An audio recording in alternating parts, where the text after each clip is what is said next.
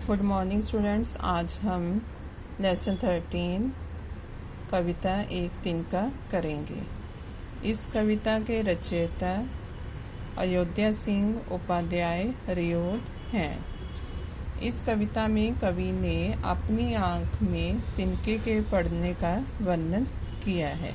आइए अब हम कविता शुरू करते हैं। मैं घमंडों में बड़ा ऐंठा हुआ मतलब अकड़ा हुआ। एक दिन जब था मुंडेरे पर खड़ा, मुंडेरे दीवार और छत का निकला हुआ बाग। अचानक दूर से उड़ता हुआ एक तिनका आँख में मेरी पड़ा। तिनका घास का छोटा सा टुकड़ा। मैं घमंडों में बड़ा ऐंठा हुआ, एक दिन जब था मुंडेरे पर खड़ा। कवि कहता है कि एक दिन जब वह घमंड से भरा हुआ अपने मकान की मुंडेर पर खड़ा था, अचानक दूर से उड़ता हुआ एक तिनका आँख में मेरी पड़ा। उसी समय हवा के साथ अचानक सूखी घास का एक तिनका आया और उसकी आँख में पड़ गया।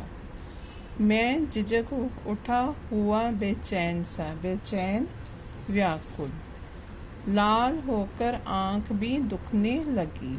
मूंठ देने लोग कपड़े की लगे, ऐंठ बेचारी दबे पाँवों बगी चुपचाप भाग गई। मैं झिझक उठा हुआ बेचैन सा, लाल होकर आँख भी दुखने लगी। कवि कहता है कि उड़ते तिनके के आँख में पड़ते ही वह व्याकुल हो गया। वह झिझक उठा, उसकी आँख में दर्द होने लगा और उसकी आँख लाल हो गई। मूंठ देने लोग कपड़े की लगे, ऐंठ बेचारी दबे पाँवों भगी।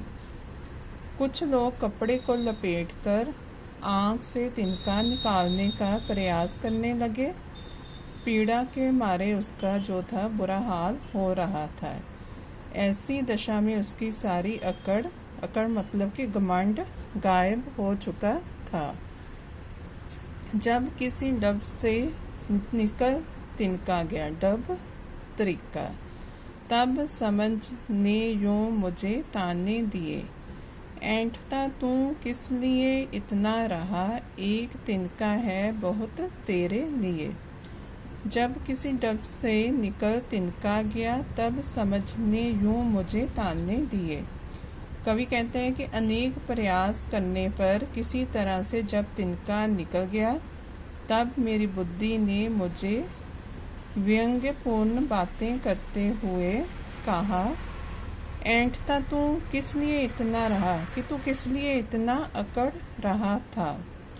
एक तिनका है बहुत तेरे लिए। तू किस बल पर ऐंठ दिखा रहा था, तेरे लिए तो वह एक छोटा सा तिनका ही काफ़ी है। ओके स्टूडेंट्स, यहाँ पर ये कविता समाप्त होती है और आपने नोटबुक पर इसके केवल शब्दार्थ ही करने हैं। थैंक्स।